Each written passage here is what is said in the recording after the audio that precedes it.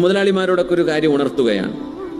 ജോലി കൊടുക്കുന്ന ആളുകൾ, എംപ്ലോയേഴ്സ്, ഓലൊരു പക്ഷേ നാട്ടുകാർക്ക് ഒരുപാട് കൊടുക്കുന്നുണ്ടാവും. പക്ഷെ ആദ്യമായിട്ട് ഇവർ പരിഗണിക്കേണ്ടത് സ്വന്തം എംപ്ലോയീസിനെയാണ്.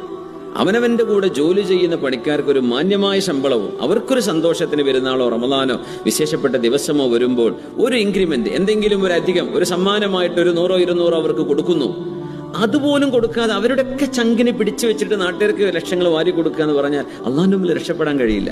കാരണം നിങ്ങൾക്ക് കിട്ടുന്ന ലക്ഷങ്ങൾ ഈ പാവങ്ങളുടെ അവരുടെ വിയർപ്പാണ്. അവരുടെ വിയർപ്പിൽ നിന്നാണ് നിങ്ങൾക്കിത് കിട്ടുന്നത്.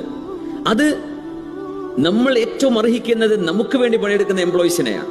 പിന്നെ നമ്മുടെ ബന്ധുക്കള്, നമ്മുടെ അയൽപക്കങ്ങള്, ഇതൊക്കെ ക്ലിയർ ചെയ്തതിന്റെ ശേഷമാണ് ആ സർക്കിളിന്റെ പുറത്തേക്ക് പോകേണ്ട കാര്യം തന്നെയുള്ളൂ. എപ്പോഴും ചെയ്യേണ്ട കാര്യം അതാണ്. സ്വന്തം കടപ്പാടുള്ളവരുടെ ജസാഇനെ പിടിച്ചു വെക്കുക, എന്നിട്ട് ഇപ്പുറത്ത് വാരിക്കോരി കൊടുക്കുക. എന്ത് കാര്യമുള്ളത്? ഒരു കാര്യമില്ല. അതുകൊണ്ടൊരു പ്രതിഫലം കിട്ടൂല. നമ്മൾ ലിതുജിസാ കുല്ലു നഫ്സിൻ ബിമാ തസ്അ, അധ്വാനിക്കുന്ന ശരീരത്തിന് പ്രതിഫലം കൊടുക്കണം. അത് മാന്യമായ ശമ്പളവും അവർക്ക് വേണ്ട കൊടുത്തിട്ട് ബാക്കികൾ ആർക്കച്ച വാരിക്കോരി കൊടുത്തോ. പക്ഷെ ഔലവീയ പ്രാധാന്യം ഇവർക്കാണ്. എന്തിന്? അവർ നിങ്ങൾക്ക് അമല് ചെയ്യുന്നവരാ, നിങ്ങൾക്ക് വേണ്ടി പണിയെടുക്കുന്നവരല്ലേ.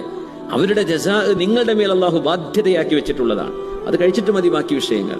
അതുകൊണ്ടാണ് ഞങ്ങൾ പറഞ്ഞ വിയർപ്പ് പറ്റുന്നതിന് മുമ്പ് ആളുകൾക്ക് എന്ത് ചെയ്യണം? ശമ്പളം കൊടുക്കണം. അവരെന്ത് ചെയ്യരുത്? പറഞ്ഞു പറ്റിക്കരുത്.